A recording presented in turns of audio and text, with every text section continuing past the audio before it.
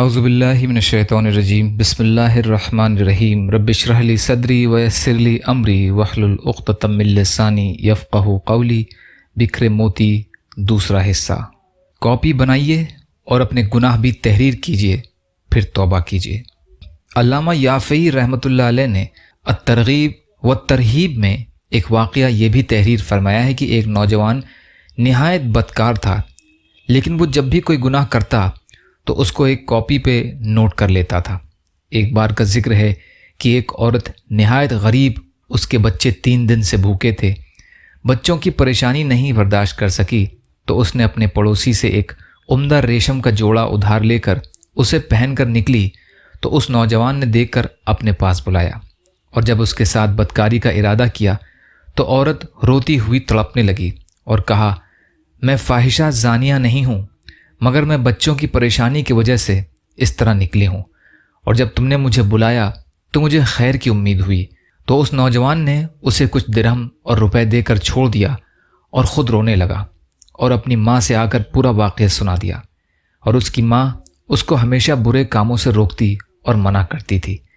آج یہ خبر سن کر بہت خوش ہوئی اور کہا، بیٹا تو نے زندگی میں یہی ایک نیکی کی ہے، اس کو بھی اپنی کاپی میں نوٹ کر لے۔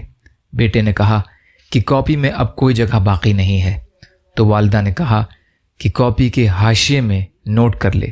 چنانچہ حاشیے میں نوٹ کر لیا اور نہایت غمگین ہو کر سویا، اور جب بیدار ہوا تو دیکھا کہ پوری کاپی سفید اور صاف کاغذوں کی ہے، کوئی چیز لکھی ہوئی باقی نہیں رہی، صرف حاشیے میں جو آج کا واقعہ نوٹ کیا تھا وہی باقی ہے، اور کاپی کے اوپر کے حصے میں یہ آیت لکھی ہوئی ہے، ان الحسنات یذہبن السیئات۔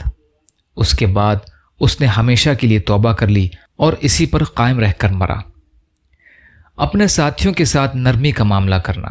حضور اکرم صلی اللہ علیہ وسلم جب بھی کہیں کوئی لشکر روانہ فرماتے تو اس لشکر کے امیر کو تاکید سے یہ ہدایت فرماتے تھے کہ اپنے ماتحتوں کے ساتھ نرمی کا معاملہ کرنا، ان کو تنگی میں مبتلا نہ کرنا، ان کو بشارت اور خوشخبری دیتے رہنا۔ اسی طرح جب کسی کو کسی علاقے یا قوم کا گورنر اور امین بنا کر بھیجتے تو ان کو ہدایت فرما دیتے کہ قوم کے ساتھ عدل اور انصاف اور ہمدردی کا معاملہ کرنا اور ان کے ساتھ نرمی کا معاملہ کرنا، انہیں تنگی اور سختی میں مبتلا نہ کرنا، ان کو دنیا اور آخرت میں کامیابی کی بشارت دینا اور آخرت کی رغبت دلاتے رہنا، اور ان میں نفرت نہ پھیلانا، اور ان کے درمیان موافقت اور اتحاد پیدا کرنا اور اختلاف نہ پھیلانا۔ حدیث شریف کے الفاظ کا ترجمہ ملاحظہ فرمائیے۔ حضرت ابو درداء رضی اللہ تعالی عنہ ابن ابی موسیٰ فرماتے ہیں کہ حضور اکرم صلی اللہ علیہ وسلم نے حضرت معاذ بن جبل رضی اللہ عنہ اور ابو موسیٰ اشعری رضی اللہ عنہ کو یمن روانہ فرمایا، اور روانگی کے وقت یہ ہدایت فرمائی کہ تم دونوں نرمی اور آسانی کا معاملہ کرتے رہنا، اور لوگوں کے ساتھ تنگی اور سختی کا معاملہ نہ کرنا، اور لوگوں کو دنیا اور آخرت کی کامیابی کی بشارت کی باتیں پیش کرتے رہنا، اور لوگوں میں تنفر نہ پیدا کرنا کہ جس سے لوگ فرار کا راستہ اختیار کریں، اور آپس میں محبت اور شفقت کا معاملہ کرتے رہنا، اور اختلاف اور پھوٹ کی باتیں نہ کرنا۔ بخاری شریف کی روایت ہے یہ۔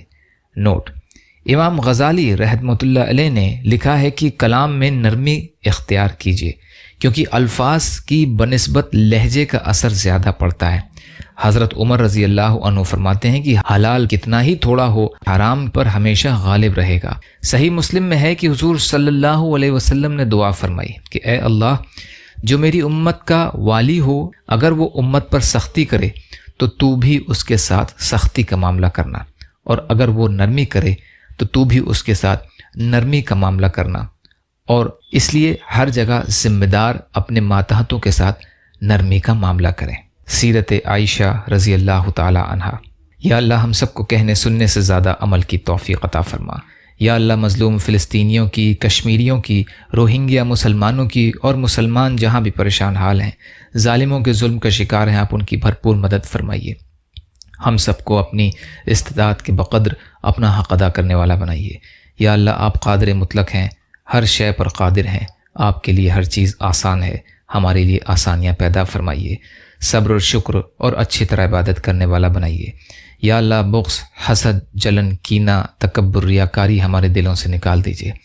یا اللہ حلال میں سے دیجیے، حرام سے بچائیے، اپنے غیر سے بے نیاز کر دیجیے۔ آپ جیسا بہتر سمجھیں ویسے ہماری حفاظت فرمائیں۔ آپ جو بھی فیصلہ ہمارے لیے فرمائیے اس کا انجام ہم سب کے لیے بہتر فرما دیجیے۔ اللہم لا تسلط علینا من لا یرحمنا ولا یخافک فینا، اللہم اجرنی فی مصیبتی واخلف لی خیرا منہا، ربنا تقبل منا انک انت السمیع العلیم برحمتک یا ارحم الراحمین، لا الہ الا اللہ محمد رسول اللہ۔ السلام علیکم۔